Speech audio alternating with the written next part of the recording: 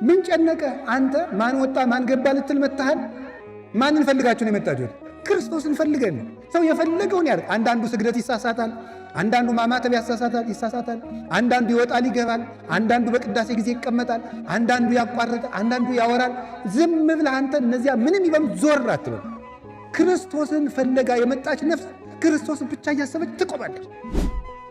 አንዲት ጥቅስ ማርያም ታማልዳለች። ሞኝ እንኳን ማርያም እኔ ያማልዳለሁ። ምን ማለት ነው? ምን ማለት ነው?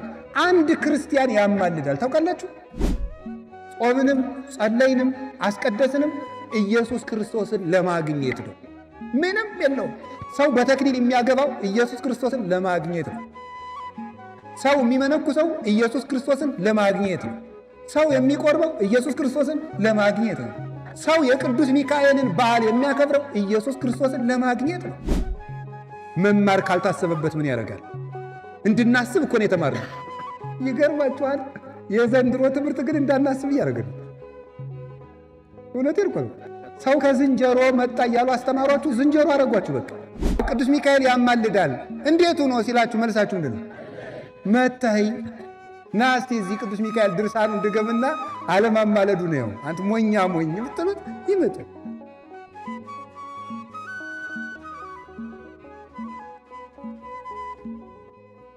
ዛሬ የምንማማርበት ርዕስ መላእክት ሲወጡና ሲወርዱ ታያለህ በሚል ርዕስ ነው የምንማማረው።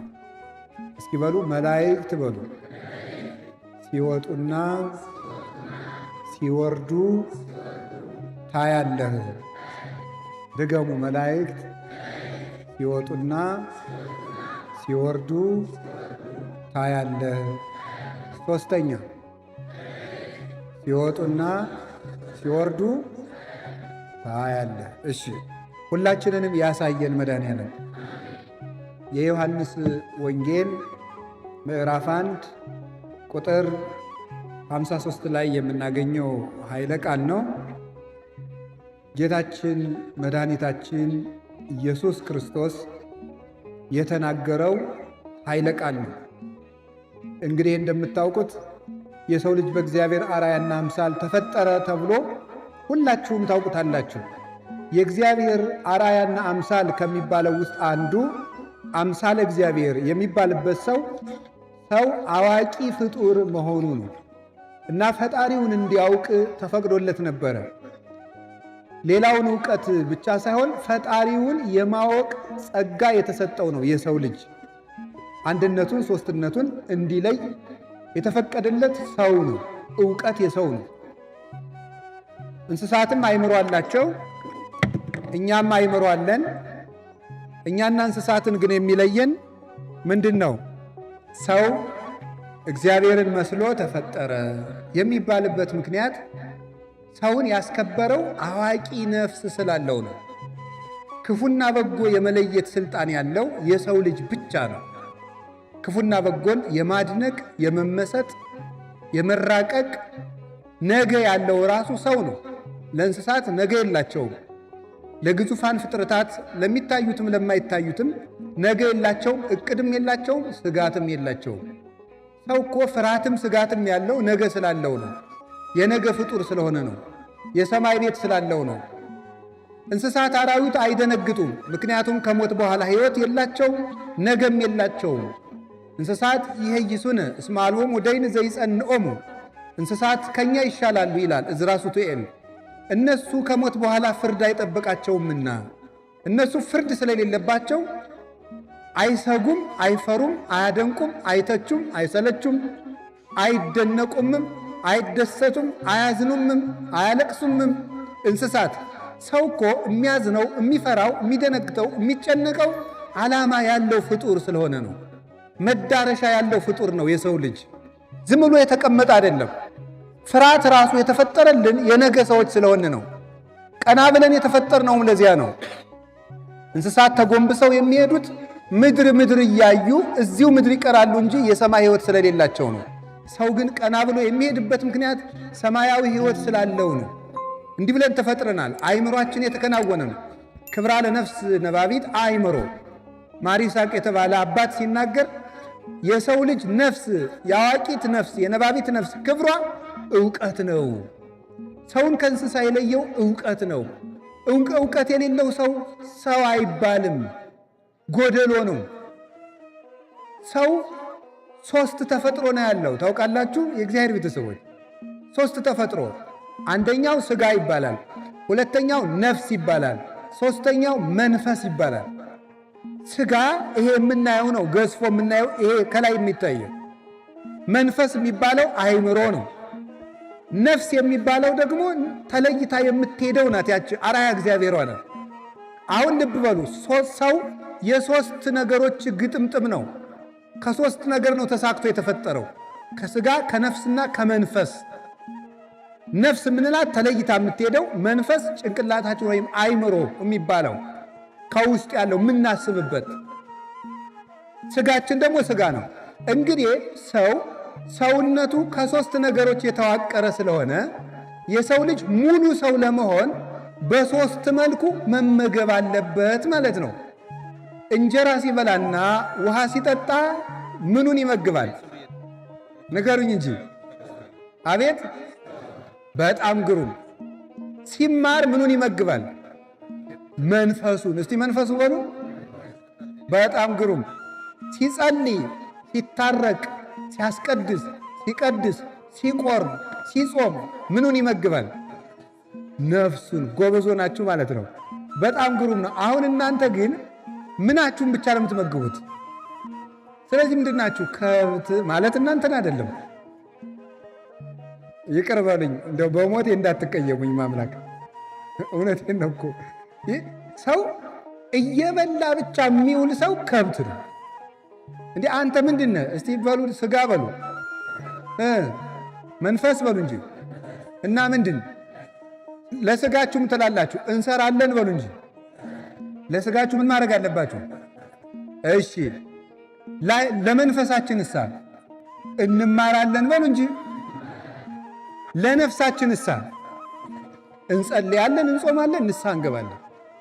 ሰው ስለዚህ በቀን ሦስቱን ያላደረገ ሰው አይባልም። ሰው አይደለም። አሁን እኮ ሁሉም ቢናገሩት ሆድ ባዶ ይቀራል ነው እንጂ በዓለም ላይ ሰላምም የጠፋ መስማማትም የጠፋ ችግርም የጠፋ ምን ብቻ ነው? ሥጋ ብቻ በዓለም ላይ ስለበዛ ነው። ከብት ስለበዛ ነው። አእምሮ የለም፣ መማር የለም፣ ማስተዋል የለም። ወሬ ብቻ፣ እንጀራ ብቻ፣ ምሳ ብቻ፣ ቁርስ ብቻ፣ ውሃ ብቻ፣ እንቅልፍ ብቻ። ይህ ሰው አይደለም፣ ሰው አይባልም። ይሄ ማሰብ እኮ አለብን። የሰው ልጅ እንደ ሰው እንደ ባለ አእምሮ አስቡ እንጂ ብሏል ቅዱስ ጳውሎስ። እንደ ባለ አእምሮ አስቡ እንጂ እንደ ሰው አስቡ እንጂ ተብለናል። ያ የሆነበት ምክንያት ለምን ታውቃላችሁ? እውነት ለምንድን ነው የጠፋ? እውነት የነፍስ ነው። እውነት የነፍስ ገንዘብ ነው። ሰው ከህሊናው ጋር ከታረቀ ዓለም በሙሉ በሰላም ይኖራል። ሰው ከህሊና እንዲያውም ቅዱስ ዮሐንስ አፈወርቅ እንዲህ ብሎ ይናገራል። በዓለም ላይ 3 ጦርነቶች አሉ። መንግስታት ከመንግስታት ጋር የሚያደርጉት፣ ህዝብ ከህዝብ ጋር የሚያደርገው፣ ሰው ከራሱ ጋር የሚያደርገው ጦርነት። የከፋው 3ኛው ነው ይላል። ሰው ከራሱ ጋር የሚያደርገው ጦርነት። ከራሱ ጋር ያልታረቀ ሰው ዓለምን ሲበጠብጥ ይኖራል። ወደ ውስጡ የማያስብ ተምሮ የማያስብ ዲግሪ ካልታሰበበት ምን ያደርጋል? ማስተርስ ካልታሰበበት ምን ያደርጋል? ፒኤችዲ ካልታሰበበት ምን ያደርጋል? ምን ያደርጋል? ሳያስቡ የኖሩ አባቶቻችን ገበሬው አይሻልም? የኢትዮጵያ ገበሬ ሊቁ ማምላክ መቼ እንደሚዘንም እንደሚያውቅ፣ መቼ መዝራት እንዳለበት የሚያውቅ፣ ንግግሩ ያማረ የጣፈጠ የተከናወነለት፣ ሰርግ የሚያውቅ፣ አልቅሶ መቅበር የሚያውቅ፣ ደረቱን ደቅቶ የተራበ ማጥገብ የሚያውቅበት ገበሬው አይሻልም? ተምሮ ከመደንቆር መማር ካልታሰበበት ምን ያደርጋል? እንድናስብ እኮ ነው የተማርነው። ይገርማችኋል። የዘንድሮ ትምህርት ግን እንዳናስብ እያደረግን። እውነቴን እኮ ነው። ሰው ከዝንጀሮ መጣ እያሉ አስተማሯችሁ፣ ዝንጀሮ አረጓችሁ። በቃ በቃ እንደዚህ ነው እኮ። ሌላ ምን አለ ማለት ነው? ሰው ከዝንጀሮ መጣ አሏችሁ፣ ዝንጀሮ ሆናችሁ ቁጭ። ሌላ ምን? ሰው ማሰብ እንደው መድኃኒዓለም እንድናስብ ይርዳል። ትናንትን እንድናስብ፣ ነገን እንድናስብ፣ ውለታ እንድናስብ ማሰብ። አፄ ኃይለ ሥላሴ አንድ ጊዜ ዘመናዊ ትምህርት ቤት የወላጆች በዓል ተገኝተው ሰኔ ላይ ያደረጉት ንግግር በመጽሐፍ ተጽፎ አንብቤው ነበረ እና ምን ብለዋል መሰላችሁ? አፄ ኃይለ ሥላሴ የወላጆች በዓል ላይ ትምህርት ሲዘጋ ተገኝተው ምን መሰላችሁ? ልጆቼ ይሄን ያህል ዓመት የተማራችሁት እንድታስቡ ነው አሏቸው። ምን እንድትሉ ነው ያሉ? እንድታስቡ። ምን እንድታስቡ አሉ? ወላጆቻችሁን እንድታስቡ፣ መምህራቻችሁን እንድታስቡ፣ ሀገራችሁን እንድታስቡ፣ እግዚአብሔርን እንድታስቡ ነው አሉ። ይህን እንድታስቡ ነው የተማራችሁት። መማር ለማሰብ ነው ብለው ተናግረው ነበር። በሞቴ እንዴት ሰው ቢያንስ በዚች ምድር ላይ 3 ሐሳቦች ማሰብ አይደለም። እኔ ከየት ነው የመጣሁት? ዌር ዲድ አይ ካም ፍሮም ማለት ይገባዋል። ሰው ከየት ነው የመጣሁት ማለት ይገባል።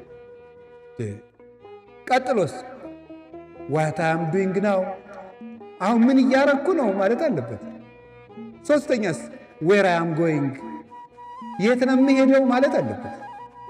ይሄንን የማይጠይቅ ሰው አይባልም። እኔ ምንድን ነኝ ማለት አለበት።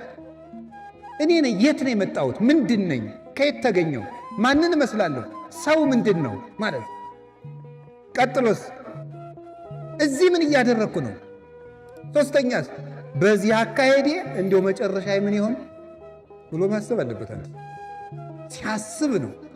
አባቶቻችን እኮ ምን ይላሉ? በገዳም ሩጥ ሩጥ ሲል ሩጥ አይደለም፣ ብላ ብላ ሲል ብላ፣ ተኛ ተኛ ሲልም ተኛ፣ ሂድ ሂድ ሲል ግን ምሰሶውን ይዘር ይበል ይላል። ዝም ብሎ መባከን ማለት ማሰብ።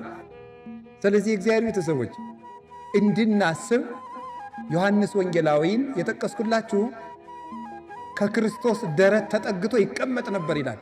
ማለት የሰው ልጅ የተፈጠረው የክርስቶስን ፍቅር እንዲያስብ ነው። የእግዚአብሔርን ፍቅር እንዲያስብ ነው። ለማሰቢያ ነው ልብ የተሰጠ። ከድንግል ማርያም የተጠጋ ሁሉ ልብ ያገኛል፣ ልብ ይኖረዋል፣ አይምሮ ይጨመርለታል፣ የሰማይ ምስጢር ይገለጥላታል፣ ልጇን ያያል፣ የአይኑ ሞራ ተገፎ ይወድቅለታል። እኛም ከድንግል ማርያም ተጠግተን መድኃኔዓለምን ፊቱን ለማየት ያብቃል። ስለዚህ ምን አለ ዮሐንስ ወንጌል ምዕራፍ 1 ላይ ከዚህ የሚበልጥ ታያለህ፣ መላእክት ሲወጡና ሲወርዱ። ነገሩ እንዲህ ነው። ፊልጶስ የሚባል ሐዋርያ ነበር። ከ12 ሐዋርያት አንዱ ነው። ጌታ መጀመሪያ ደቀ መዛሙርቱን በሚመርጥ ጊዜ ይህ ፊልጶስ የቤተ ሳይዳ ሰው ነው።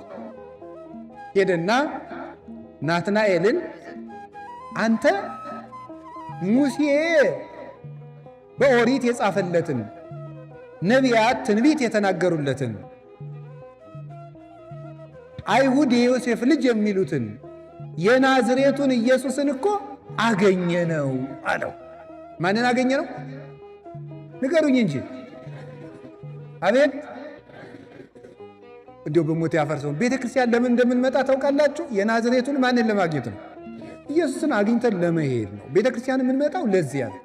ምንም የለውም ዘመዶችን። ጸለይንም ጾምንም የጾሙ ዓላማ ሥጋን ለመቅጣት የመብል አድማ አይደለም፣ ክርስቶስን ለማግኘት ነው። አንዳንድ ሰው ጾሙን ይጾማል፣ እየጾመ ደግሞ ከሰው ጋር በዱላ ይገጥማል። አይገርማችሁም? ምን እያረክ ነው ሲሉት እየጾምኩ። አንዱን ጧት በጥፊ ጠርቅሞ መጥቶ በ6 ሰዓት እንጀራ ብላ ሲለው አይ ሰዓት ገና ነው ይላል። ኧረ ተው እንጂ። ቅዱስ ዮሐንስ አፈወርቅ ምን ይላል? አንተ ሰውዬ እንጀራ እምቢ ብለህ ግን የሰው ሥጋ ትበላለህ ይላል። እንጀራ እምቢ ብለህ የሰው ሥጋ ትበላለህ። ሰውን ማማት ቁርጥ ማድረግ። እንደው የዚህ ዘመንማ ደግሞ ዘመናዊ ሐሜት ነው የመጣው። እንዴት ያለ ሐሜት ነው! የቤተ ክርስቲያን አባቶችን ጭምር ቁርጥም አድርጎ የሚያማ ማለት ነው። እስከ ሰማይ ድረስ ከፍ ያለ አፍ ማለት ነው። እንደዚያ ነው። ጾምንም ጸለይንም አስቀደስንም ኢየሱስ ክርስቶስን ለማግኘት ነው። ምንም የለውም። ሰው በተክሊል የሚያገባው ኢየሱስ ክርስቶስን ለማግኘት ነው። ሰው የሚመነኩሰው ኢየሱስ ክርስቶስን ለማግኘት ነው። ሰው የሚቆርበው ኢየሱስ ክርስቶስን ለማግኘት ነው። ሰው የቅዱስ ሚካኤልን በዓል የሚያከብረው ኢየሱስ ክርስቶስን ለማግኘት ነው። ቅዱስ ሚካኤል ወደ ኢየሱስ ክርስቶስ እጃችንን ስሞ ወስዶ እንዲያደርሰን ነው። አርሴማን የምናከብራት ወደ ኢየሱስ ክርስቶስ እንድታደርሰን ነው። ገብረ መንፈስ ቅዱስን የምናከብር ወደ ኢየሱስ ክርስቶስ እጃችን ስመው እንዲያደርሱን ነው። እንደ ፊልጶስ ገብረ መንፈስ ቅዱስን የምናከብራቸው እጃችን ጎትተው ከክርስቶስ እንዲያደርሱን ነው። ገብርኤልን የምናከብረው፣ ጊዮርጊስን የምናከብር፣ መርቆሬዎስን የምናከብር፣ ሚናስን የምናከብር፣ ቂርቆስን የምናከብር ከክርስቶስ እጃችን ስበው እንዲወስዱ፣ አንተ ና እንሂድ ኢየሱስን ላሳይ ብለው እንዲወስዱ ነው። ፊልጶስ ናትናኤልን እንደወሰደው እኛንም እየጎተቱ ወስደው ወደ ክርስቶስ እንዲያደርሱን ነው። ዛሬ የቅዱስ ሚካኤል በዓል ዕለት የተሰበሰብነው ዘመዶቼ ቅዱስ ሚካኤል እጃችን ስቦ ከክርስቶስ እንዲያደርሰን ነው። ዓላማው ይሄ ነው። የጽድቅ መስፈርት ለማሟላት አይደለም። መንግሥተ ሰማያት ለምትባል አገር ወረፋ ለመያዝ አይደለም። ለመመዝገብ አይደለም። መስፈርት ለማሟላት አይደለም። የመጣ ነው ክርስቶስን ለማግኘት። እስኪ በሉ ንገሩኝ እንጂ አንዳንዶቻችሁ ቤተክርስቲያን መጣችሁ ሲጋራ ሲያጨስ ያያችሁትን፣ ሲሰክር ያያችሁት፣ ሲያመነዝር ያያችሁት፣ ድንገት እንደው አንድ ቀን ቤተክርስቲያን ብሎ ሲሳል ወይ ጉድ ወይ መሰንበት እንትናም ደግሞ መጣ ትላላችሁ እናቶች። እንዲ ምን ጨነቀ? አንተ ማን ወጣ ማን ገባ ልትል መጣሃል? ማንን ፈልጋችሁ ነው የመጣችሁት? ክርስቶስን ፈልገን። ሰው የፈለገውን ያደርግ። አንዳንዱ ስግደት ይሳሳታል፣ አንዳንዱ ማማተብ ይሳሳታል፣ አንዳንዱ ይወጣል ይገባል፣ አንዳንዱ በቅዳሴ ጊዜ ይቀመጣል፣ አንዳንዱ ያቋርጣል፣ አንዳንዱ ያወራል። ዝም ብለህ አንተ እነዚያ ምንም ይበሉ ዞር አትበል። ክርስቶስን ፈለጋ የመጣች ነፍስ ክርስቶስን ብቻ እያሰበች ትቆማለች።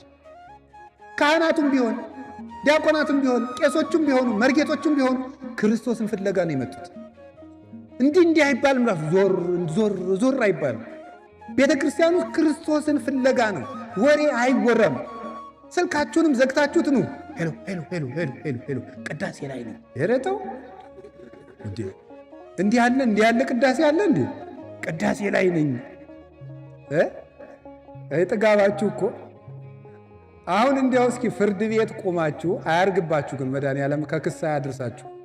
እንዲያው ፍርድ ቤት ግን ቆማችሁ እያናገራችሁ ስልካችሁን አውጣችሁ ሄሎ ጓደኛዬ ፍርድ ቤት ላይ ነኝ ትላለህ። በፖሊስ ጆሮህን ብሎ እንደሚያሳስር ስለምታውቅ እዚያማ እውነት ነው ክቡር ፍርድ ቤት፣ እውነት ነው ክቡር ፍርድ ቤት፣ እውነት ነው ክቡር ፍርድ ቤት ነው የምትል እዚያማ ማለት ነው። እዚያ እንደዚህ ነው። እኛ እዚህ ግን ክርስቶስ ሲፈርድ ስለማናየው በክርስቶስ ዳኝነት ፊት ቆመን እዚህ እንቀልዳለን። ክርስቶስ እኮ እዚህ አለ ዘመዶች፣ ሩቅ እንዳይመስላችሁ። የሆነ አባታችን ሆይ በሰማይ የምትኖር ስምህ ይቀደስ ስንለው ጊዜ እዚያ ላይ አይቆሞ እኛን እንደው እንደዚህ ዘቅዘቅ ቀርቆ አይ እነዚህ ልጆች እያለ የሚያየን መሰላችሁ? እዚህ እኮ ነው ያለው መድኃኔዓለም እኛ ጋር ነው ያለው። እውነቴን ነው የምነግራችሁ። እሱ ቸር ቅርብ፣ ያደፉ ሰዎች ሁሉ ሄደው ሲታጠቡበት የማይደፈርስ ውሃ ክርስቶስ እኮ ነው።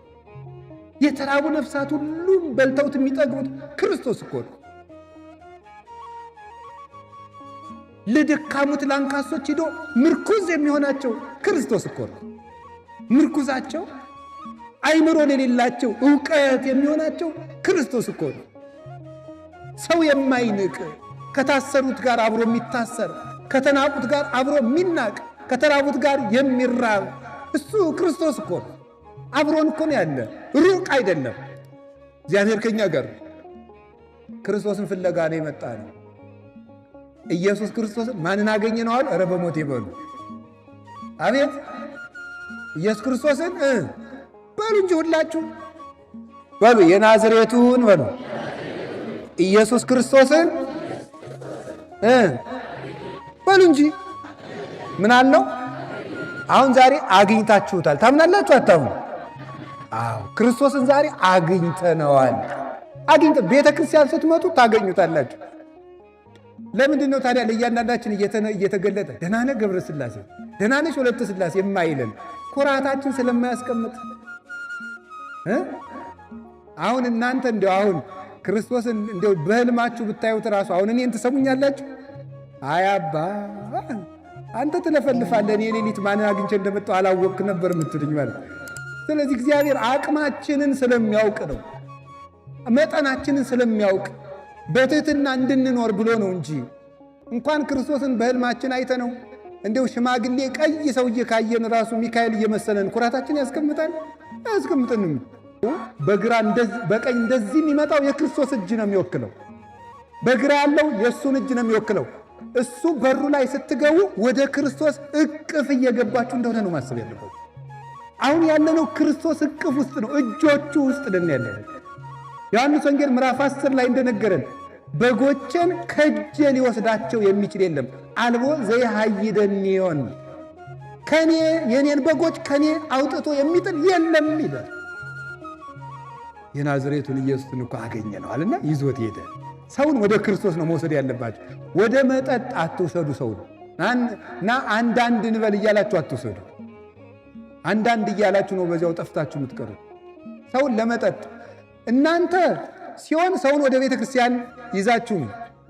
ካልሆነ ደግሞ ጓደኛችሁ እንኳን መንፈሳዊ ሕይወት ሲጀምር አታሸማቁት። እጨጌ ቄሴ ደግሞ ከመቸለቱ ነው ኧረ እባክህ አታስቀኝና ዝም ብለህ እያላችሁ እያሳቀቃችሁ ሰው እንደ ከብት የሚበላ የነበረው አቡነ ብሎ ሲበላ ታሸማቀቁታላችሁ።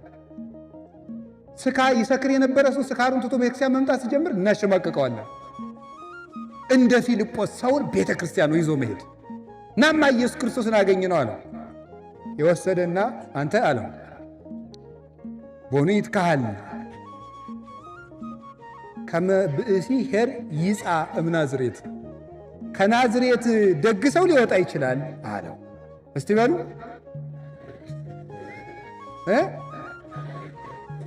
ከናዝሬት ደግ ሰው ሊወጣ ይችላል አለው። መተኸይ አለው። ናትራይ እስቲ መተኸይ በሉ።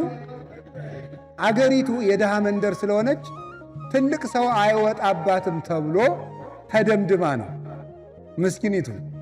አሁን እናንተስ እንደዚህ አትሉ? ደግሞ የዚህ ሀገር ሰው ጥሩ ሰው አለ አትሉ? በአማርኛ ላምጣው አትሉም? አገር አይታችሁ ሰው አትነቁም? የተወለደበትን ሰውን ጎጃም ነው ጎንደር ነው ሸዋ ነው አትሉትም? ትላላችሁ። እንደ ናትናኤል ማለት ከናዝሬት ደግሞ ደግ ሰው ይወጣል እንዲህ የኛ ሀገር ነው እንጂ ብሎ ማለት አያችሁ። የኔ ሀገር ነው ጀግና፣ የኔ ሀገር ነው ጥሩ፣ የኔ ሀገር ነው አዋቂ፣ የኔ ሀገር ነው ለጋስ አይባልም። ሰው የእግዚአብሔር ሰው ነው። እስቲ የእግዚአብሔር ሰው በሉ ንገሩኝ እንጂ። የኛ የክርስቲያኖች ሀገራችን በሰማይ ነው። ፊልጵስዩስ ምዕራፍ 3 ቁጥር 18 ሸዋ ስለሆንክ የምታገኘው መንግሥተ ሰማያት የለም። ለጎንደሬ የተዘጋጀ መንግሥተ ሰማያት የለም። ለጎጃሜ የተዘጋጀ መንግሥተ ሰማያት የለም። ለክርስቲያን የተዘጋጀ መንግሥተ ሰማያት ብቻ ነው ያለው። የእግዚአብሔር ቤተሰቦች ሀገራችን ኢትዮጵያን እንደ ኢትዮጵያነቷ ብናቆያት አንድ ሆነን ብናስብ እንድናለን። እንዲህ ግን ብንቆራረጥ ግን ተቆራርጠን እንወድቃለን። ኧረ እንዲሁ በሞቴ አሁን እኮ የቀረን የቤት ቁጥር ዘረኝነት ነው። የጎጡማ ሞልቶ ፈሷል። የቀረ ይሄ ነው። ልንገራችሁ ክርስቲያኖች፣ ክርስቲያን ሆኖ ዘረኛ ከሚሆን ሰው ከሃዲ ሰው ይሻላል። ይሄ በጣም ከፍተኛ የሆነ ኃጢአት ነው። እኛውን ኃጢአት የሚመስለን ወይ ነፍስ መግደል ብቻ ነው ወይ ስርቆት ብቻ ነው። ዘረኝነት ግን የክርስቶስን አካሉን እየቆራረጡ የተለያየ ቦታ የማስቀመጥ ያህል ነው። ታውቃላችሁ? እስቲ አንድን ሰውዬ ወዳለሁ እያላችሁ ቀኝ እጁን ቁረጡና ሌላ ቦታ አስቀምጡት። ግራ እጁን ቁረጡና ሌላ ቦታ አስቀምጡት። ዓይኑን አውጡና እንዲህ ትወዱታላችሁ ይባላል። እንዲህ ብታረጉ ቤተ ክርስቲያን የክርስቶስ አካል ናት። የዚህ ሀገር ተወላጅ ስንል ማንን የምንቆራርጠው? የክርስቶስን አካል ነው። ከዚህ በላይ አይሁድስ አንድ ቀን ነው የሰቀሉት።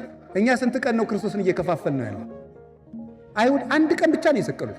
እኛም ክርስቶስን እየሰቀልን ነው በመለያየት በክፋት። ይሄ ልቡናችን ካልነጻ እግዚአብሔር አይዘበትበትም።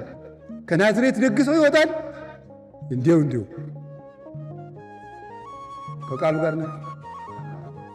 ጋር ናቸው። እግዚአብሔር ሁላችን ጋር ነው። ትዕቢታችን ይጥለናል። እውነቴን ልንገራችሁ፣ እኛ ጻድቃን፣ እኛ ኢትዮጵያውያን፣ እኛ ቅዱሳን፣ እኛ እንደሚባል እኛ የሚያድነን የክርስቶስ መንገድ ነው። ኋላ ምን አለው? ና መጥተህ እያለው። ይሄ ሊቃውንት ምን ብለው ይተረጉማሉ? ፊልጶስ እንደው ለጋ ክርስቲያን ነው የሚመስል ይላሉ። ዓይንህን አፍጥጠህ ክርስቶስን አሰድበ ቤት ግን እንዴት ነው ታዲያ? መናፍቃን ካጋጠሟችሁ ገና አልበሰልክ አይደል? ናንድ ኦርቶዶክሱን ትሉታላችሁ። እንዴት ሆኖ ሲል መተህ ይበሉ።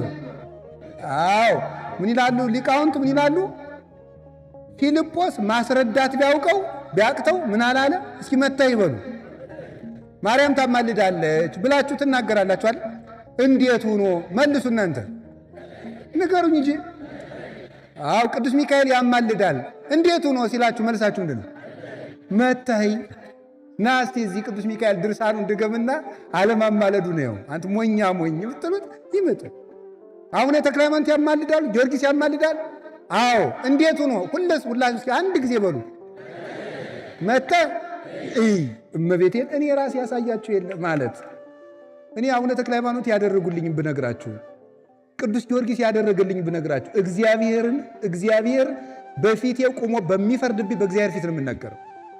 ቅዱስ መርቆሬዎስ ያደረገልኝን፣ ቅዱስ ቂርቆስ ያደረገልኝን፣ አቡነ ገብረ መንፈስ ቅዱስ ያደረጉልኝን በትክክል ነው። ቅድስት አርሴማ ያደረገችልኝን መታችሁ እዩ። እናንተ ሞክሩት። መታይ ክርስትና የተፈተነ ነው በእውነት ማለት ነው። የተፈተነ የታወቀ የተረዳ እውነቴን ነው የምነግራችሁ። አሁን አንድ ሰው ነው የነገረኝ። ሌባ ከግቢው ገብቶ ጠዋት ከግቢው ውስጥ ቆሞ ተገኘ። ምን ሆነ ነው ያልወጣ ሲባል ሰውየው ለካ ከቤተ ክርስቲያኑ ግቢ አንድ የቅዱሳን ስዕል ሰቅሏል። እኒህ ሰውዬ አልሰደኝ ብለው ነው ያለ ሌባው ማለት አላንቀሳቀሰኝ ብሎ አሁን ድረስ ይደረጋል። ሁላችን ተፈውሰናል በቅዱሳን ጸበል። እኔ ራሴ እግሬን እጄን እያመመኝ ያየሁትን ነው። እኔ ታዲያ ምን ፈልጌ ነው እዚህ ውስጥ ተክለ ሃይማኖት ገብረ መንፈስ ሚካኤል ምልን ምን ብዬ ነው እንዴው? ሌላው ብቀር እንጀራ ቸግሮኝ ነው እንዴ? ምን ብለን ነው ታዲያ እኛ ምን እዚህ ውስጥ እኔ ዓመት እስከ ዓመት ድንግል ማርያም እያልኩ የምሰብከው ምን ቸግሮን ነው? እኛ እንጀራ ቸግሮን ነው? እናንተ የምትበሉትን እንጀራ እኛ ጽፈን ደጉሰን ተናግረን አውርተን መብላት አቅቶን፣ እናንተ እንኳን አውርታችሁ እየበላችሁ አይደል? ምን ሆነን ነው እዚህ ውስጥ ታዲያ የምንኖረው? እዚች ቤተክርስቲያን ውስጥ የምንኖርበት ምክንያት በእርግጥ እኔ እንደ መረጃ የቤተክርስቲያንን እውቀት ስለሸመደድን ሳይሆን እግዚአብሔር ስላደረገልን። መተህ በሉ ንገሩኝ። ስለዚህ በዚህ በየቲክቶኩ በየፌስቡኩ አትዳረቁ ከነሱ ጋር። ኦርቶዶክሲ ቴዎሎጂ የሚባለው ፕራክቲካል ቴዎሎጂ ነው። የኦርቶዶክስ አስተምህሮ የህይወት ትምህርት ነው። ኑረው የሚያገኙት ነው። እዚህ አንድ ጥቅስ እየሸመደድክ አትሩጥ። የታይዋ እግዚአብሔር የሚገኘው በመኖር ነው። አንዲት ጥቅስ ማርያም ታማልዳለች። ሞኝ እንኳን ማርያም እኔ ያማልዳለሁ። ምን ማለት ነው? አንድ ክርስቲያን ያማልዳል ታውቃላችሁ? አንድ ምእመን ማለት ወንድም ሆነ ሴትም ሆነ እኔ ብቻ አይደለሁም እኮ አንድ ክርስቲያን ለባልንጀራው እግዚአብሔርን ቢለምን ከእግዚአብሔር ያማልደዋል። የቅዱሳን ፍጹም ነው፣ ነውር የለበትም። የኛ ግን ኃጢአት የተቀላቀለበት ነው። ለባልንጀራችን ብንጸልይ ከነ ነውራችን፣ ከነ ድክመታችን፣ ከነ ክፋታችን፣ ከነ ርኩሰታችን ነው እኛ ብንጸልይ። ድንግል ማርያም ግን ንጹሕ አእምሮዋን ይዛ ነው የምትጸልየው። ማንም ሰው ለባልንጀራው የሚጸልይ ባልንጀራውን ከስህተት የሚመልስ ቢኖር እሱ የእግዚአብሔርን ድነት ገንዘብ ያደርጋል ተብሎ አንደኛ ያዕቆብ መልእክት ምዕራፍ 5 ላይ ተጽፎልናል። ለባልንጀራችን ሁላችንም መጸለይ እንችላለን። አይገርማችሁም? መተህ ይበሉ። ልክ ምን አላችሁ? መተህ በቃ እኔ ወንድሜ አርሴማ ምን አድርጋልህ ነው ቢለ መተህ። እኔም አንዳንድ ሰው ሰምታችሁ አታውቁ? የተሰማኝን ደስታ ልነግርህ አልችልም የሚል ሰው ሰምታችሁ ታውቃላችሁ? አዎ እንደዚህ ያለው እኔ ልነግርህ አልችልም። መተህ ዝም ብለህ ተማር። መተህ በተግባር ተመልከት እግዚአብሔርን። ኤልሳ የድሃይቱን ቤት ሲሞላላት፣ ልጇን ሲያስነሳላት፣ ኤልያስ የሞተ ሲያስነሳ፣ ባዶ ማዲጋ ሲሞላ መተህ ይልቅ ተመልከት። መተህ ጳውሎስ እንኳን በአካሉ በጨርቁ ጫፍ ሙት ሲያነሳ ና መተህ፣ እንኳን በጨርቅ ጴጥሮስ በጥላው በረጅሙ ጥላ ሙት ሲያነሳ መተህ ና መተህ ያለው። ስለዚህ ደካማ ክርስቲያን ጭቅጭቅ አይገጥምም። ክርክር የሚፈልግ ሰው ሰይጣናዊ ነው። እናንተ እዚያ ውስጥ አትግቡ። ለመምህርነትም አልተሾማችሁም። ሀብተ መንፈስ ቅዱስ የመከራከር ጸጋ ያልተሰጠው ሰውም አይከራከርም። መከራከር የሚችለው እንደ እስጢፋኖስ የመንፈስ ቅዱስ ሀብት ያደረበት ሰው፣ የተማረ ሰው፣ ምስጢር ያደላደለ ሰው ነው። ገባችሁ? አሁን አንድ ሰው ስለ ኢንጂነሪንግ ሳይመረቅ የዚህ ቤት ዲዛይን ቢለኝ እኔ አርፈ ቁጭ በል ነው ምነው። ምን የሚሉ ቀልድ ነው። ሳይክል ነድቶ የማያውቅ ሰውዬ የመንጃ ፈቃድ ልስጥ ቢለኝ እኔ ይሻልልም ትላላችሁ? ያልተማረውን ወዴት ብሎ ነው የማየው? አዲስ አበባ ግቢ ውስጥ ዝም ብሎ ወይም ትልቅ ከተማ ውስጥ እየበላ ያደገ ልጅ ጤፍና አዘራር ሊያስተምር ብለኝ በልዝም ሻይ ፈልገ ነው ዳቦ ቁርስ ልስጥ ነው የምለው። ሰው ያላወቀውን አያስተምርም። ባላውቃችሁ ጉዳይ አትጨቃጭቁ። እንዲህ ነው አትበለው። ማርያም እንዲህ ናት፣ ሚካኤል እንዲህ ነው ብላችሁ ና አንድ የበሉ ሁላችሁ መጥተህ ምን በል እይ ነው። ስለ ክርስቶስም ቢሆን ሰዎች ቢናገሯችሁ እንዲህ ነው ብላችሁ ና ክርስቶስን መጥተህ እየው። ይቺ ቤተ ክርስቲያን ቅድስት ክብርት አሐቲ እንደሆነች ና ጸልየባት፣ ኪዳን አስደርሰባት፣ አስቀድሰባት፣ ቆርበህባት ና መጥተህ እይ በሉ። ወሰደው። ሲወስደው ምን አደረገ መሰላችሁ? ከቃሉ ጋር ናችሁ? ማሳየት ከመናገር ምን ይበልጣል? እስኪ ንገሩኝ። አቤት ማሳየት። እናንተ አሁን እዚህ የተሰበሰባችሁት ሁሉ ልጆቻችሁ ጥሩ ልጆች ሆነው እንዲያድጉ ትፈልጋላችሁ? አቤት አዎ። ግን ልጆቹ የሚፈልጉት ምን እንደሆነ ታውቃላችሁ? ማየት። እስኪ ማየት በሉ። ከምታቆርቧቸው በላይ ምንድን ነው የሚፈልጉት እነሱ? ምን እነሱን ብቻ ከማቁረብ ይልቅ ምንድን ነው ማየት የሚፈልጉት? ስትቆርቡ ማየት ነው። ቆይተው ከፍ ሲሉናል አባባ እማማ ግን ልጆች ብቻ የምንቆርብ ለምንድን ነው ይላሉ። ከፍ ሲሉ ማለት ነው። ከመናገር ማሳየት ነው የሚበልጥ። ልጆች እንደዚህ ነው። ስገድ ከምትለው ሰግዳ አሳየው ልጁን። ከዛ ይሰግዳል አብሮ ማለት ነው። አላያችኋቸው? ልጆች የሚያደርጉትን ነው የሚያውቁ።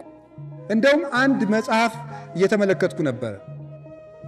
በተለይ ልጆች ከ2 ዓመታቸው ጀምሮ እስከ 7 ዓመት ድረስ የዘመናቸውን ሐሳብ ሁሉ የሚጥሉበት ጊዜ ነው።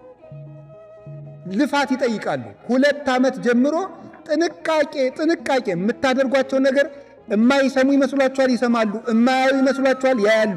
እየቃዡ ሁሉ ነው የሚያዩት ልጆቹ። የዚያ ጊዜ ማሳየት ወስዶ ክርስቶስን አሳየው። ከዚያ በኋላ ናትናኤልን ጌታ ሲያየው ምን አለ መሰላችሁ?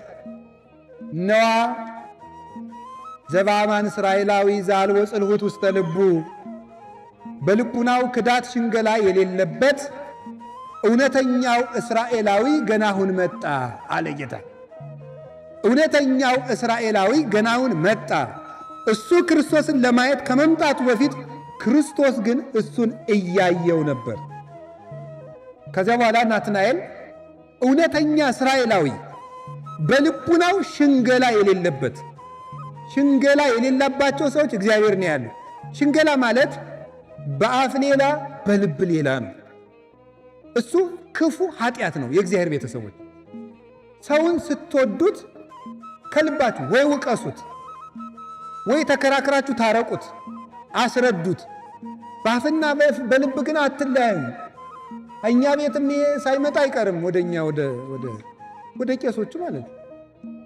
ጤና ይስጥልን መምህሬ እንደምን አሉ። በውስጡ ግን መድኃኔዓለም ቢደፋ ሊለው ይችላል። እንደዚህ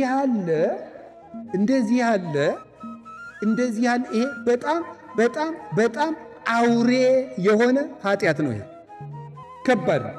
የእግዚአብሔር ቤተሰቦች እንቅልፋም ልትሆኑ ትችላላችሁ፣ ሆዳምም ልትሞሉ ትችላላችሁ፣ ለፍላሜም ሆናችሁ ሊሆን ይችላል። እግዚአብሔር ያስተካክለን ሁላችንንም። ተንኮለኛ ግን አትሁኑ እንደ በሞቴ። ተንኮለኛ ሰው አይድንም። አደራችሁን ተንኮለኛ አትሁኑ። ተንኮል ማለት የሰውን ሰው ወደ አንተ ሊያቅፍ ሲመጣ አንተ መንገድ ላይ ገብቶ የሚሞትበትን ጉድጓድ ቆፍረ አፈር አልብሰ መጠበቅ ነው። እንደዚህ ያለ አትሁኑ። በላይም በውጭም አንድ ሁኑ። ዛሬ በአዲስ ኪዳን ሸፍኖልን ነው እንጂ ባልና ሚስት መኝታቸው ላይ ከተማሙ አልጋው ላይ ለምጽ ወጥቶ ይገኝ ነበር። በውስጥ ከተማሙ ማለት ነው። ስለዚህ የእግዚአብሔር ሰዎች ሽንገላ አትያዙ። እግዚአብሔር የሚፈልገው ምንድነው? ንጹህ ልብ ነው የሚፈልገው። ሌላ ምንም አይፈልግም። ጥላ አይቸግረው፣ ሳንቲም አይቸግረው፣ ጧፍ አይቸግረው፣ ብር አይቸግረው፣ እግዚአብሔር ሰው አይቸግረው፣ ቤት አልቸገረው። እግዚአብሔር የሚፈልገው ተንኮል የሌለው ልብ። ከተንኮል ያድነን መድኃኔዓለም። እውነተኛው እስራኤላዊ ገና መጣ ነው። ከዛ ናትናኤል ይኸው መሰከረ፣ የት ታውቀኛለህ? እውነተኛው እስራኤላዊ ብሎ ክርስቶስ ሲያመሰግነው የት ታውቀኛለህ? ምስጋናን ዝም ብሎ መቀበል አይገባም። አንዳንድ ሰው ሲያመሰግናችሁ አንተ እኮ ጥሩ ነህ ሲላችሁ አትሽሞርሞሩ፣ አትበሉ። ምን ነው ጥሩ? ወዴት ታውቀኛለህ አንተ ሲጀመር ማለት ይገባል። በምስጋና ቁልፍ የልባችሁን ቤት ከፍተው ሐሳብ ሰርቀው የሚወጡ ሰዎች አሉ። አመስግነው ማለት ነው። ሰማችሁ? ምስጋና ይጎዳል። ሁላችሁም ምስጋና አትውደዱ፣ ወንዶችም ሴቶች። ምስጋና መውደድ በጣም አስቸጋሪ ነገር። ምስጋና ዝም ብላችሁ ቁጭ ብላችሁት። አብዛኛው ሌባ አመስግኖ ነው የመጣው፣ እያመሰገነ። ሰው ከመሬት ተነስቶ ካመሰገነ ነገር አስቧል ማለት ነው። ከመሬት ተነስቶ እንዲሁ ሳታውቁት ምናችሁንም ሳያውቅ ዝም ብሎ አንድ ሰው እንዲህ ነው እንዲያ ነው ካለ ፍልጢ ማለት ይገባል። ለይ ማለት ነው። አዳምን ሂዶ የሰማይና የምድር ንጉሥ አዳም ደህና ነህ አለው እባብ። ወንድሜ ለይ፣ የሰማይ ንጉሥ ማን ነው አለው? እግዚአብሔር ነው። ምስጋናን ማመስገን ጥሩ ነው። በነገራችሁ ላይ መመስገን ግን አትፈልጉ። ሰውን አመስግኑት፣ ጉልበት ያገኛል የሰው ልጅ። ሰው አያርጎት ምስጋና ጉልበት የሚሆነው ይገርማችኋል እኮ። አሁን የታመመውን ሰውዬ ታሞ እንደተኛ ጎበዝ ነህ አንተ፣ እኔ እኮ ገና ጉንፋን ሲይዘኝ ነው እንደው ለአንደኛው ጠቅልል ብዬ የምተኛ፣ አንተ እኮ እንዴት አድርገህ ቻልከው ስትሉት አዎ ይላል። ደስ ይለዋል፣ ይነቃል፣ ጉልበት ያገኛል። ሰው እኮ በዚህ በገጠሩ ጭቃ ላይ ወድቆ መጀመሪያ ሰዎች ምን እንደሚሉ ዞር ብሎ ነው የሚለው። እግሬ ምን ሆኗል አይደለም የሚለው፣ ሰዎች ምን ይሉኛል ነው የሚለው። አይገርማችሁም? ሰው ምስጋና ይፈልጋል። ስለዚህ በአግባቡ ስጡት። በአግባቡ ሳናውቅ አይደለም፣ አውቀን በትክክል የሰው ልጅ በሰራው ስራ። ሰው የሰራውን ስራ ደግሞ አለማመስገን ምቀኝነት ነው። ደግሞ የሚሰራን ሰው አመስግኖ ጉልበት መሆን፣ አይዞ በርታ፣ አንተ እኮ እንዲህ ያደረግክ ማለት። እናንተ ምስጋና አትቀበሉ፣ ሰዎችን ግን በአግባቡ አመስግኗቸው። ናትናኤል የታውቀኛለህ አለው። ጌታን እኮ ነው። ለዚያው ፊልጶስ ሳይጠራ ከበለስ ስር አውቃለሁ። እስቲ ከበለስ ስር እያየሁ ነበር በለው። ከምን ስር? ከበለስ ስር። በአጭር ቃል አንዷን ትርጉም ብቻ ነው መንገራችሁ። በለስ የተባለ ኃጢአት ነው። በለስ ቅጠሉ ሰፋፊ ነው። ኃጢአት ተንሰራፍታብህ አይቻለሁ እያለው ነው። ሁለተኛስ በለስ ለጊዜው ሲበሉት ምን ይላል? ይጣፍጣል። ቆይቶ ግን ይኮመድዳል ወይም ይሆመጥጣል። ኃጢአትም ለጊዜው ሲሰሯት ምን ትላለች? ደስ ትላለች። ሰርተዋ ሲጨርሱ በጸጸት ትገርፋለች። ከበለስ ስር አይሃለው የሚለው አያርጎ ደስ የሚለው የእግዚአብሔር ቤተሰቦች፣ ከበለስ ስር አይሃለው ማለት ምን እንደሆነ ታውቃላችሁ? ኃጢአት ሰፍኖብን እያለ ራሱ ክርስቶስ ምን ይለናል?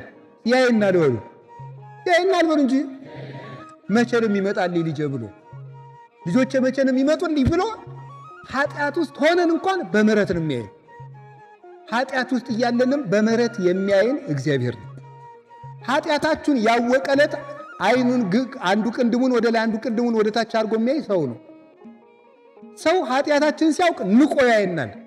እግዚአብሔር ግን ኃጢአታችን ውስጥንም በምሕረት ያየናል። በምሕረት የሚያየን እሱ ነው። አሁንም ድረስ እግዚአብሔር ሊፈርድብን ሳይሆን ሊምረን የሚቸኩለው። ከዚያ ምን አለው? አባማን ወልደ እግዚአብሔር ወንጉሥ እስራኤል አንተ በእውነት የእስራኤል ንጉሥ ነህ አለው። የማን ንጉሥ? ከዛ ጌታ ምን አለው? ፊልጶስ እኔ ከበለስ ስር አውቃለሁ ስላልከኝ ነው ስላልኩህ ነው የእስራኤል ንጉሥ ያልከኝ አለው። አማን አማን እብለክሙ እምይእዜሰ ዘየዐቢ እምዝ ትርእዩ እንዘ ይትረኃዋ ሰማያት ወመላእክተ እግዚአብሔር ይዐርጉ ወይወርዱ ኀበ እጓለ እመሕያው። እውነት እውነት እላችኋለሁ አሁን ግን ከዚህ የሚበልጥ ታያለህ። አንተ የእስራኤል ንጉሥ ነው ብለኸኛል። ነገር ግን መላእክት ወደ ሰው ልጅ ሲወጡና ሲወርዱ ከዚህ የሚበልጥ ታያለህ። የሰማይ መስኮት ሲከፈት መላእክት ሲወጡና ሲወርዱ ታያለህ አለው። ርዕሳችን ላይ ደረሰ። የእስራኤል ንጉሥ ነህ ቢለው የለም ከንጉሥ በላይ የሚሆን ነገር ታያለህ አለው። አንተ የእስራኤል ንጉሥ ነህ ቢለው ከዚህ የሚበልጥ ታያለህ አለው። ምን ማለት ይመስላችኋል? ሰው የሆነው አምላክ የመላእክት ንጉሥ ነው። እስኪ አንድ ጥያቄ ልጠይቃችሁ። መላእክት ወደ ሰው ልጅ ሲወጡና ሲወርዱ ታያለህ። አንድ ጊዜ ይህን ቃል በሉት። መላእክት ወደ ሰው ልጅ ሲወጡና ሲወርዱ ታያለህ። ምን ሲሉ? ወደ ማን? ወደ ማን? ወደ ሰው ልጅ። ጆሮአችሁ መስማት አለበት። እሺ፣ መላእክት ወደ ሰው ልጅ ሲወጡና ሲወርዱ ማን? መላእክት ወደ ማን? አቤት ጥሩ። አሁን እዚህ ውስጥ የሰው ልጅ የሚለው ጌታ ማንን ነው? ራሱን። እስቲ ራሱን በሉ። ክርስቶስ ራሱን የማን ልጅ እያለ ይጠራል? ጥሩ። ስለዚህ መላእክት ወዴት ነው ሲወጡና ሲወርዱ? ወደ ሰው ልጅ ሲወጡና ሲወርዱ። የሰው ልጅ ያለው ጌታ ማንን ነው? አቤት። ምክንያቱም ራሱን ሁልጊዜ ጌታ ማን እያለ ያስተምረዋል? የሰው ልጅ። ከማን ስለተወለደ? አንድ ሐሳብ ልንገራችሁ። አሁን ገሊ አንድ ሰው መጥቶ እኔ የሰው ልጅ ነኝ ቢል እና ማን ምንድነው ብሏል አትሉትም? ለምሳሌ እኔ መጥቼ እኔ እኮ የሰው ልጅ ነኝ፣ አባቴ ሰው ነው፣ እናቴም ሰው ናቸው ብላችሁ ማን የጥጃ ልጅ ነህ አትሉኝም? እናንተ አትሉም ትላላችሁ። ሰው የሰው ልጅ ነኝ ቢል ይደነቃል አይደነቅም? አቤት። ክርስቶስ ግን የሰው ልጅ የሚለው ታዲያ ለምንድን ነው? አያችሁ፣ ሰው የሰው ልጅ ነኝ ቢል አይደነቅም እና የሰው ልጅ ነው። ክርስቶስ ግን የሰው ልጅ ነኝ ሲል ምን ማለቱ ነው? አሃ በፊት ምንድን ነው ማለት ነው? አምላክ አትሉም እንዴ? ምንድን ነው የሰው ልጅ ብሎ የሚጠራበት ምክንያት አምላክ ነኝ ግን ሰው ሆኜ የተወለድኩ ማለቱ ነው። አምላክ ነኝ ግን ምን ሆኜ የተወለድኩ ማለቱ ነው? ሰው ሆኜ የተወለድኩ ማለቱ ነው። አሁን ልብ በሉ፣ ጌታችን ኢየሱስ ክርስቶስ ይህንን ሲናገር የት ውስጥ ነው? ገሊላ ውስጥ ነው፣ ኢየሩሳሌም ውስጥ፣ እስራኤል ውስጥ ነው። መሬት ላይ ተቀምጦ ነው። መላእክት ወደ ሰው ልጅ ሲወጡ፣ እስቲ ሲወጡ በሉ እና ቆይ፣ እሱ ይህን ሲናገር የት ነበረ? ንገሩኝ እንጂ። አቤት መሬት። ታዲያ ወደ ሰው ልጅ ሲወጡ ለምን ይላል እንዴ? አይገርማችሁም? ምንድን ነው ይሄ? ሲወጡና እንደው ምን ዝም ብሎ ግድ እንደማይሰጣችሁ እንኳን አልልም። ብቻ ግን እንደው ዝም ብሎ በቃ ትጸድቃላችሁ የሚል ትምህርት ቢሰብኩን እንዳትሉ። በቃ ይሄ ነው የሚያጸድቀው። አንዱ ለመጽደቅም እንዲህ ያለም ነው የምንማረው። እና ክርስቶስ ይህን ሲናገር የት ነው? የእግዚአብሔር ቤተሰቦች ምድር ላይ በሉ። ምድር ላይ ከሆነ ወደ ምድር ሲወርዱ ነው መባል ያለበት፣ ሲወጡና ሲወርዱ። ለምን ነው ወደ ሰው ልጅ ሲወጡና ይህን ሲናገር እሱ የት ነው ያለው? መሬት ላይ። እና እንደዚያ ሲወጡ የሚለን ለምንድን ነው? ይሄን እኔ ነኝ የምነግራችሁ፣ አታውቁትም። እሺ ምን ማለት መሰላችሁ? ቃል ሥጋ ሆነ በሉ ማለት ማን? አምላክ ከሰማይ ወርዶ ምን ሆነ? ሰው ደግሞ ወይም ከድንግል ማርያም ቃል የለበሰው ሥጋ ደግሞ ከአምላክ ጋር ሲዋሃድ ምን ሆነ? አምላክ ሆነ በሉ እንጂ። ለምሳሌ ሁላችሁ ብረቱን እሳት ውስጥ ስትከቱት ምን ይሆናል? አቤት እሳት አይሆንም? ይሆናል። እሳት አይሆንም? በጣም ጥሩ። እሳቱ ደግሞ በብረቱ ልክ አይሆንም? ለምሳሌ ጠፍጣፋ ብረት ከሆነ ጠፍጣፋ እሳት ነው አይደል የሚታያችሁ ከጋለ ማለት ነው። እሳቱ በምኑ ልክ ይሆናል?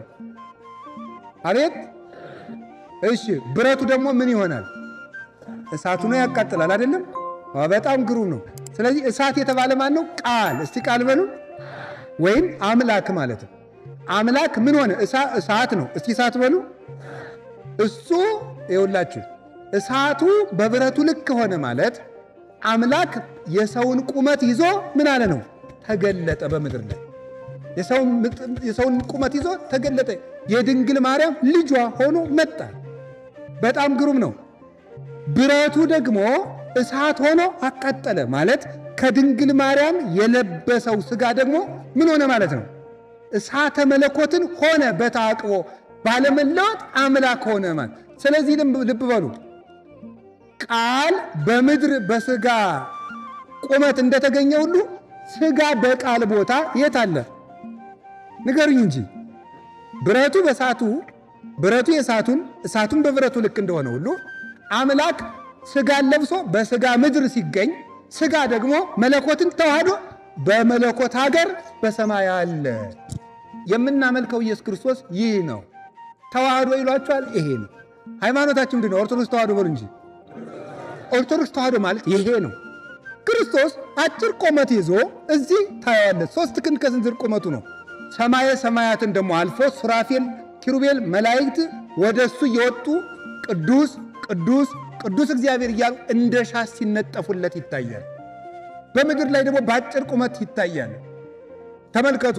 እንዘሃሎ በመዝራዕተ እሙ በእናቱ ታቅፍ እቅፍ ሳለ ድንግል ማርያም እንደ ሕፃን ታቅፈው ሳለ ለሊሁ ይጽያን በመትከፈ ነፋሳት እሱ በነፋሳት ክንፍ ተጭኖ ይበራል፣ በኪሩቤል ይመሰገናል። ወደ ሰው ልጅ ሲወጡና ሲወርዱ በምድር ሥጋ ለብሶ ስለታየ ወደ ምድር ሊያገለግሉት ይመጣሉ። ሲወጡ ከመንበሩ ስር ሄደው ለመስገድ ይወጣሉ። ክርስቶስን ሥጋ ለብሶ ብታየው ተራ ሰው አይምሰልህ። መላእክት ወደ ላይ ወጥተው የሚገዙለት ወደ ምድር መጥተውም የሚያገለግሉት በምድርና በሰማይ የመላ በተዋሕዶ የተገለጠ እሱ እውነተኛው ንጉሣችን መድኃኒታችን ኢየሱስ ክርስቶስ ይህ ነው። ይህንን የናዝሬቱን ኢየሱስ ክርስቶስ አገኘ ነው ያለው። ለዚህ ነው ከቃሉ ጋር ናችሁ፣ ከቃሉ ጋር ናችሁ። እንግዲህ መታህ ብሎት ነበር። እስቲ መታህ በሉ። አቤት። በጣም ጥሩ። ከናዝሬት ደግ ሰው ይወጣል? መልሱ ንገሩኝ እንጂ። እሺ ኢየሱስ ክርስቶስ ሲመጣ ናትናኤል ምን አለው? መታህ ተብሎ ተጠራ። መጣና ክርስቶስን አየው። አንተ ንጉሥ ነህ አለው። የለም የለም መታህ ብሎ ጠርቶት አልነበረም? አንተ በንጉሥ ትደነቃለህ፣ ከንጉሥ በላይ ሆኜ ታየኛለህ አለው። ከንጉሥ በላይ ዳዊት ንጉሥ ነው ሞቷል። ሰሎሞን ንጉሥ ነው ሞቷል። ሳኦል ንጉሥ ነው ሞቷል። የዚህ ዓለም ኃጢአተኞችስ ብዙ ናቸው። ናቡከደነጾር ሞቷል። ፈርዖን ሞቷል። ደጋግ ነገሥታት ሁሉ ሞተዋል። ሞትን ግን ድል ማድረግ የቻለ የለም። ክርስቶስ ግን ሞቷል። ድል ሞትን ድል አድርጎ ተነስቷል። ከንጉሥ በላይ ሆኜ ታየኛለህ። እኔ ንጉሥ ብቻ አይደለሁም፣ የሕይወት ጌታ፣ የመላእክት ሁሉ ገዢ፣ የሰማይና የምድር ፈጣሪ ነኝ አለ። ነገሥታት የማያደርጉትን ሕይወት የሚሰጠን ኢየሱስ ክርስቶስ ነው። ስለዚህ ይህን ነበር የገለጠለት። ከቃሉ ጋር ናችሁ። ከዚያ መች አየው ታዲያ? መታየ አለው። መላእክት ሲወጡና ሲወርዱ ያለው አሁን አላየም። መች አየ? ጌታ ከጥምቀት ሲመለስ መላእክት ሲያገለግሉት የማቴዎስ ወንጌል ምዕራፍ 4 ላይ እንደተጻፈ ከመስቀሉ ስር በዕለተ ዓርብ ለአንተ ኃይል ይገባል፣ ለከ ኃይል ለከጽን ለከስባት እያሉ ሲሰግዱለት ሲያርግ ደግሞ የሐዋርያት ሥራ ምዕራፍ 1 ላይ ቀና ብለው እያዩ ጌታ ሲያርግ 2 መላእክት መጡና ይሄ የናዝሬቱ ኢየሱስ እንዲህ ሲያርግ እንዳያችሁት ተመልሶ ይመጣ ብለው መላእክት ሲወጡ ሲወርዱ መልሰው ከሱ ጋር ተከትለው ወደ ሰማይ ሲያርጉ አየ። የሰማይ ደጅ ተከፈተ። ሃይማኖት የተመኙትን ያሳያል። ይዘገያል እንጂ ሳናየው አንቀርም። በጎ ነገር እናያለን። ግን አንድ ነገር ንገራችሁ። ከተማ ያያችሁ አይታችኋል። ጥሩ ሀገር ያያችሁ፣ አሜሪካን ያያችሁ፣ ቻይናን ያያችሁ፣ ዱባይ የሄዳችሁ የተዝናናችሁ፣ ሲንጋፖርን ያያችሁ፣ አውሮፓም የሄዳችሁ፣ መካከለኛው ምስራቅም የሄዳችሁ፣ አውስትራሊያም የሄዳችሁ፣ እዚህ ሀገርም ጥሩ ጥሩ ሆቴል የተዝናናችሁ አይ እንዲህ ያለው ሀገር አየሁት እኮ እምትሉ ሁሉ የለም ከዚህ ብታምኑ ግን ከዚህ የሚበልጥ ታያላችሁ። እነማንን? መላእክትን። እናንተ የሆነ ዘፋኝ አየን ብላችሁ ትደነቃላችሁ። በነገሩ ምዕመናን እናቴ ደስ ነው የምትሉት። እንደው እኛም ሰባኪም ስታገኙ ፎቶ እንነሳ፣ ዘፋኝም ስታነሱ ፎቶ እንነሳ። ጎበዞች እንደው እናቴ እንደው ሁሉም ላይ ነው የምትነሱት እናንተ ሁሉም ላይ ትነሳላችሁ። እንደው አረ እንደዚያ ናችሁ እኮ እናንተ ማለት እንደው ጥሩ ነገር አየሁ ያላችሁ ሁሉ ኧረ እምነት ከዚህ በላይ ያሳያል። አቡነ ዛሬ ታኅሳስ 12 ላይ ትምህርቴን እየጨረስኩ ነው። የአቡነ ሳሙኤል ዘዋልድባ ዕረፍታቸው ነው። ዋልድባን የሚያክል ገዳም ትልቁን ገዳማችን የኢትዮጵያ ገዳማት መመኪያ የሆነውን ገዳም ያቀኑት አቡነ ሳሙኤል ምድርን እንደ መሶብ ከፍ አድርገው ለጌታ ያስባረኩት ቅዳሴ ሲቀድሱ እናታችን ድንግል ማርያም መታ ነጭ ዕጣን ከቅዳሴው መሃል ያቀበለቻቸው ዕንቁ የሰጠቻቸው የእመቤታችን ምስጋና ሲጸልዩ ከምድር በላይ አንድ ክንድ ከፍ ብለው የሚታዩት የኢትዮጵያ ኮከብ አቡነ ሳሙኤል ዘዋልድባ ታኅሳስ 12 ላይ ዕረፍታቸው ነበር። ታዲያሳ ጌታችን ኢየሱስ ክርስቶስ መላእክት ሲወጡና ሲወርዱ ታያለህ ያለው ለሱ ብቻ አይደለም፣ በሱ ለሚያምኑ ጭምር ነው። ለማን ጭምር ነው? በሱ ለሚያምኑ ጭምር። አቡነ ሳሙኤል የሚካኤል ባልንጀራ ነበሩ። ቅዱስ ሚካኤል በቸገራቸው ጊዜ ሁሉ ከች ብሎ አብሯቸው ይጓዝ ነበር። 40 ቀን ሲጾሙ መጥቶ ይመራቸዋል። ወንዝ ሲሻገሩ መጽሐፋቸው በሙሉ ወንዙ ውስጥ ወድቆ በሌላ ቀን ሲመጡ ምንም ሳይሆን ተገኝተዋል። የአውሬዎችን ልብ ሁሉ ያገርምላቸው የነበረ ቅዱስ ሚካኤል ነው ለአቡነ ሳሙኤል። ግን ፍጹም ታዛዥ፣ ሰው የሚወዱ ትሕትና የነበራቸው ቅዳሴ ይቀድሱ ተብለው በፍጹም እኔ አይገባኝም ጥሩ ስነ ምግባር ያላቸው ቅዱስ ንጹህ ካህናት አሉ፣ እኔ ኃጢአተኛ ነኝ የሚሉ ኋላ ራሱ ክርስቶስ ወርዶ ቀድስ ብሎ ቅዳሴ የሚያገባቸው አባት ነበሩ አቡነ ሳሙኤል ዘዋልድባ። ክርስቶስ ራሱ ወርዶ ቀድስ እንጂ ያንተን ምስጋና እኮ ወድጄልሃለሁ የሚለው እንዲህ ያለ አባት ነበር አቡነ ሳሙኤል።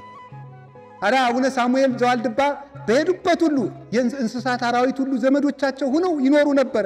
ማን? ቅዱስ ሚካኤል ወደ ሰማይ እየወጣ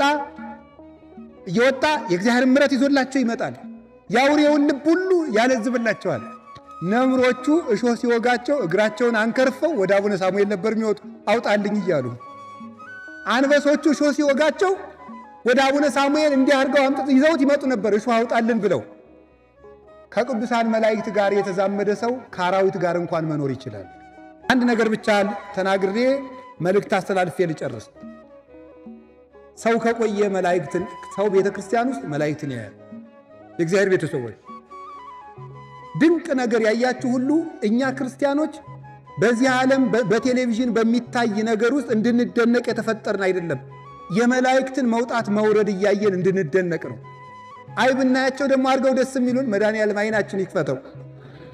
አባ ዮሐንስ ሐጺር የሚባል ሰው በጣም ተመስጦ የነበረው ሰው ነው እና መላእክትን ለማየት በቅቶ ስለነበረ ቅርጫት ያው መነኩሴ ሰርቶ እንዲበላ ስርዓት ያዛል። ታውቃላችሁ? መነኩሴን ራሱ ስንፍና አታስተምሩ። እሺ ስሩ ነው ማለት እንዲሰሩ ነው ማገዝ እንጂ ለአንድ ሰው አሳ መስጠት ለዕለት ጉርሱ ነው እንጂ ሁልጊዜ አሳ መስጠት አይገባም። መረብ ገዝቶ መስጠት ነው። አሳ አጥምድ ብሎ ማለት ነው እንጂ ሁልጊዜ አሳ ማድረግ መስጠት ሰውየውን ማስነፍ ነው፣ እንዳይርበው ማድረግ ነው። ስለዚህ ቅርጫት እየሰራ ይበላል። ቅርጫት እየሰራ እየበላ ያችን ቅርጫት ሊሸጥ ገበያ ሄዶ ከገበያው መሃል ንጹህ ሰው ስለነበረ መላእክት ሲወጡ ሲወርዱ ያያል። አይገርማችሁ? ከገበያው መሃል ማለት ገበያ መሃል ላወቀበት ሰው ገበያ መሃል መልአክ ያያል። ያላወቀበት ሰው ደግሞ ቤተ ክርስቲያንም አይኑ ታውሮ ይሄዳል። በነገር ታውሮ መላእክትን ያያቸው ነበር። ኋላ ባለ ቅርጫት ስንት ነው? ሚካኤሉን ያቢ ወሚመ ገብርኤል፣ ሚካኤል ይበልጣል ወይስ ገብርኤል ይላል። ባለ ቅርጫት ዋጋ ነገር ሚካኤል ነው ገብርኤል ነው የሚበልጠው ይላል።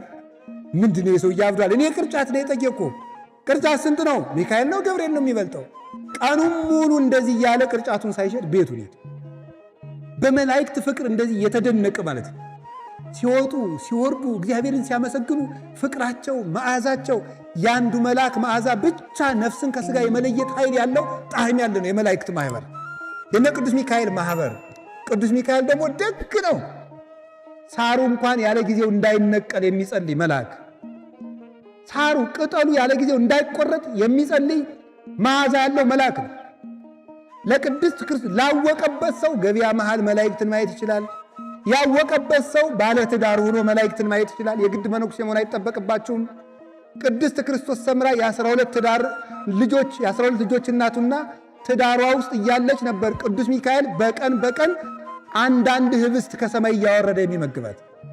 እዚያው ባለ ትዳር እያለች ላወቀበት ሰው ቤቱም ሰማይ ነው፣ ቤቱ መንግሥተ ሰማያት ነው። ያላወቀበት ሰው ደግሞ ቤተክርስቲያን ውስጥ ሆኖም ሲኦል ይገባል። ቤትንም መንግሥተ ሰማያት ማድረግ ይቻላል። የቅዱስ ሚካኤልን ድርሳን ስትደግሙ ቤታችሁ ሰማይ ይሆናል።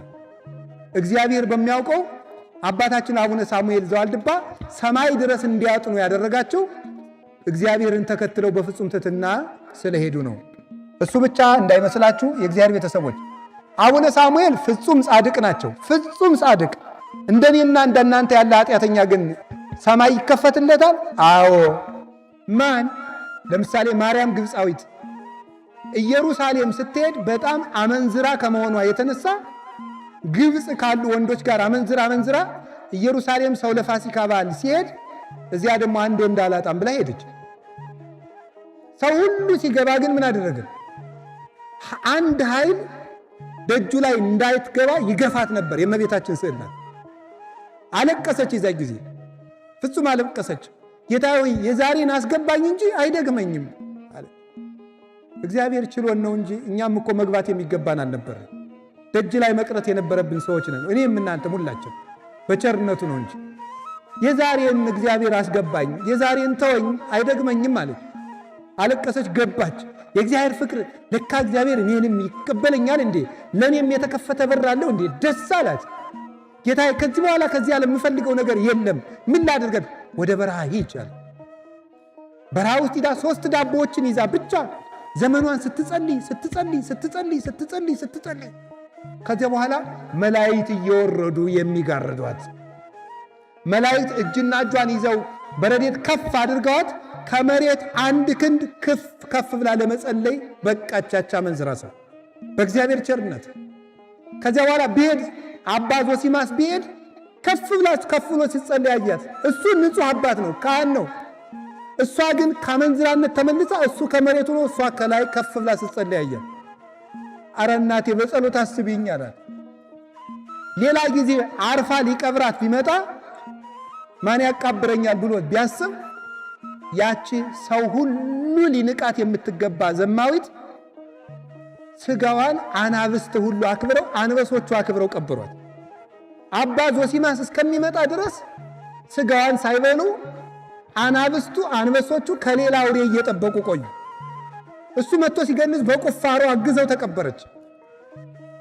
የመላእክትን ፊት የምታይ ሰው ነበረች። የበቃ ሰው ንስሐ ሲገባም የእግዚአብሔርን ፊት ያያል። መላእክት ሲወጡ ሲወርዱ ያያል። የእግዚአብሔር ቤተሰቦች አንድ ነገር ልንገራችሁ። ጥር 11 ቀን ሰማይ ተከፈተ የሚል ንባብ አስታውሱ። የጥምቀት መታችሁ እንድታከብሩ እዚህ ሲከበር ጥምቀተ ባሕሩ ላይ ብፁዕ አባታችን አሁን ደግሞ አዲስ ጥምቀተ ባሕርም እያዘጋጁ ነው። እግዚአብሔር የተመሰገነ ይሁን። በእውነት ለቤተ ክርስቲያን ባለ በዘመናቸው ሁሉ ትልቅ ሰፊ ነገር እያስቀመጡልን እየሄዱ ዘመናቸውን ደግሞ ከዚህ የበለጠ እንዲሰሩ ያርዝምልን። ስለዚህ አሁን አዲስ ጥምቀተ ባሕርም አለ። እሱም ካላለቀ ከቀድሞም ቢሆን ሲነበብ ስሙ። ሰማይ ተከፈተ እስኪ በሉ ሁላችሁ። ሰማይ ተከፈተ የሚለው የመንፈስ ቅዱስም ወረደ በጌታ ራስ ላይም ተቀመጠ የሚለው ያ ሰማይ ምንድን ነው የሚለው ሊቃውንት ሲተረጉሙት ክርስቶስ ለኃጢአተኞች የከፈተው የምሕረት በር። እስቲ የምሕረት በር ነው ሁላችን እንድንገባበት የሰጠን የንስሐ በር ነው። ሰማይ ሲከፈት ታያለ ያለው አሁን ለእናንተም ተከፍቷል፣ ለእኔም ተከፍቷል። ጌታ ሲመጣ ግን ይዘጋል። በቤተ ክርስቲያናችን መድኃኔ ዓለም የሰማይ በሩን ይክፈትልን። ደጅ ለተዘጋብን ሁሉ መድኃኔ ዓለም የምሕረት በር ይክፈትልን። ሁላችሁም የተዘጋባችሁን ነገር ሁሉ ዛሬ በቅዱስ ሚካኤል ጸሎት፣ በአቡነ ሳሙኤል ዘዋልድባ ጸሎት ይክፈትላችሁ መድኃኔዓለም። ኢትዮጵያ ብዙ አጥር በስቶባት የሰላም ደጅ ተዘግቶባታልና ቸሩ አምላክ ኢየሱስ ክርስቶስ ስለ ቅዱስ ሚካኤል፣ ስለ አቡነ ሳሙኤል፣ ስለ አቡነ ተክለ ሃይማኖት፣ ስለ አቡነ ገብረ መንፈስ ቅዱስ፣ ስለ ቅዱስ ጊዮርጊስ፣ ስለ ቅዱስ ቂርቆስ፣ ስለ ቅዱስ መርቆሬዎስ፣ ስለ ቅዱስ ሚናስ፣ ስለ ነቢያት፣ ስለ ሐዋርያት፣ ስለ ሰማዕታት፣ ስለ ጻድቃን፣ ስለ ደናግል፣ ስለ መነኮሳት፣ ስለ ወላዲተ አምላክ፣ ስለ ድንግል ማርያም፣ ስለ ቅዱስ መስቀሉ፣ ስለ ቆረሰው ሥጋው፣ ስላፈሰሰው ደሙ የምሕረት በሩን ይክፈትልን።